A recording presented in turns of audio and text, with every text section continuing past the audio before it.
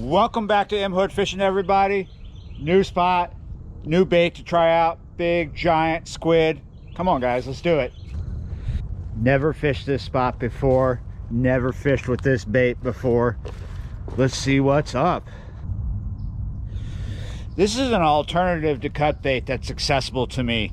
Of course, I had to buy it. Cost $5, $4.99 to be exact.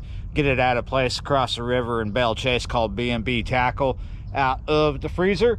Yeah, you're right, they're vacuum packed, and you know, stick it in your freezer and it should last a while. Now, squid is a pretty good bait used all over the world for saltwater fish. I'm pretty sure it's gonna work here for cats, but we gotta see. We're just gonna get into it. Cut that top part off, but not throw it away. And we're gonna cut a ring. There we go, check that out. It is winter time, and usually this time of year I don't want to throw a big bait, so I'm not sure if you would consider this a big bait, but I think it's a pretty tough bait. We're just gonna start out like that. I would not suggest leaving it on the tree like that. Woo! Some spoogy, weird looking liquid coming off this thing. I bet my hands stink. I'm not gonna do a sniff test though. I'm gonna do a towel test. I'm gonna kind of do this video like a bait off to start. If that bait works really good, we'll throw out two of them, but for the moment we're gonna do one on the squid and one on the bluegill. Take these fins off here a little bit, cut the head off. We're gonna start out with a body piece, not too big, not too small, maybe. So both my rigs are exactly the same today. 6 octopus style hooks, 50-pound mono as the leader, 3 ounces of lead. On the other one, you may have noticed that I have a 3-ounce donut, but both of them have lead trolleys, and both rods have 80-pound braid because it is the river and we're looking for something big, but we're going to take what we can get today. That is, if we can speak properly and cast properly, because it's early in the morning. I've only had 2 cups of tea, but it doesn't matter. My dyslexia turns me into a gaff master sometimes, and these trees might turn me into an anti-cast master today. Pretty tight, narrow space for casting, but I think I can get it done.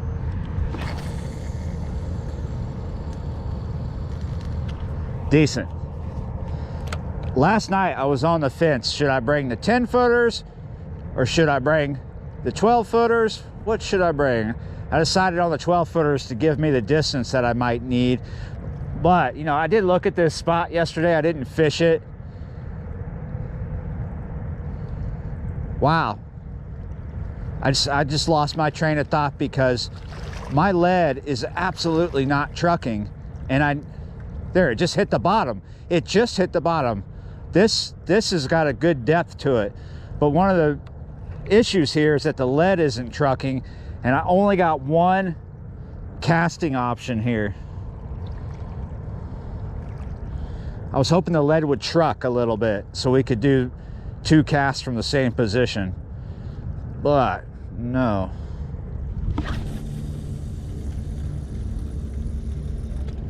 Okay. I was worried about nothing. We might actually be in an eddy, one of those eddies that is hard to identify when you're looking straight out. There is a point that we are just upriver from.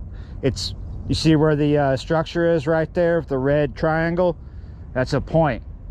We're on the tight side of it. This is the east side of the river, and the west side is over there. That's where the bend is really big. So yeah, we're in a bend. In theory, this should be the shallow side, but it seems a lot deeper over here than it does over there. Could be snaggy here. I looked at it yesterday and I saw these seams, but when I looked at it yesterday, it was at low tide, and we're here early in the morning, and high tide was around 4 something a.m. this morning, so got a higher level right now.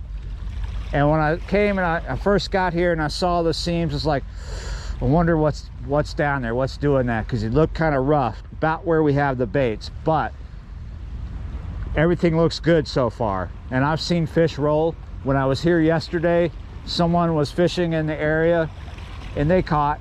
They said it was slow, but they were close in. If you don't know why I'm saying it's an eddy, there could be a slight back current that's kind of holding my leads in place, because they slightly are going this way, or the line is getting pulled upriver a little bit. It's not strong, but there is something going on with the current here that, you know, there's like a current going that way on the surface, and then a current kind of going, well, I'm gonna stop talking.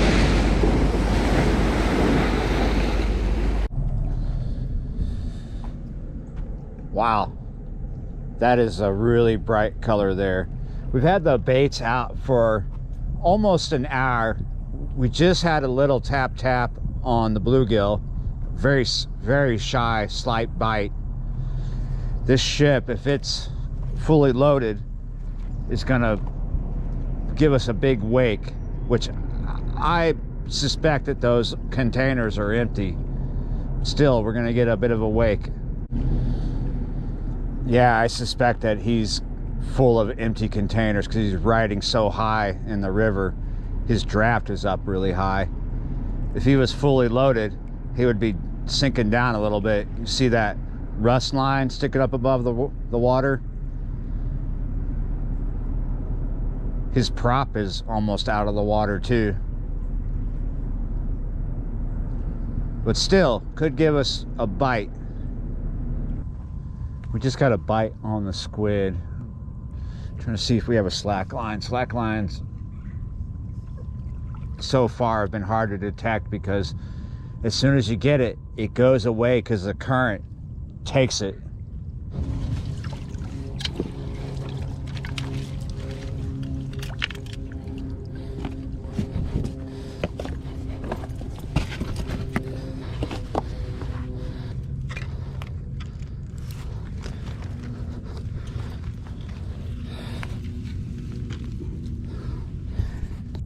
Oh man, I'm pretty sure that the camera wasn't filming. I thought it was filming. Look at what I just did. That's on the bluegill. Oh man, I had to crawl through this stuff because he picked up the bait. He was a very shy biter. He was biting like a little cat, and I saw the line move and coming into me. He was going upriver past this bait right here. So by the time I had to go through there, I was already in the fight, and he was putting on some muscle on me. I had to go right through here, get the rod over, and land him over there where you saw me pull him out off the rocks. Crazy. I'm thinking 30 could be better.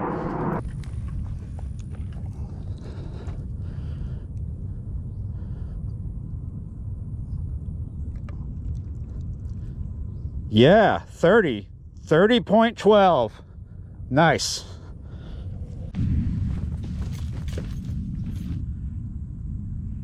Yeah, not bad for a slow morning. Not bad. Yeah, you're right.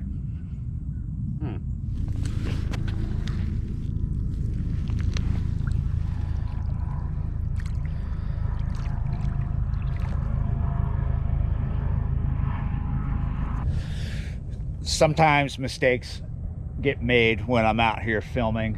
What happened there was the camera was filming, but I didn't realize the camera was filming, and then that bite started to happen, and I thought I was turning on the camera, but in fact I was turning off the camera.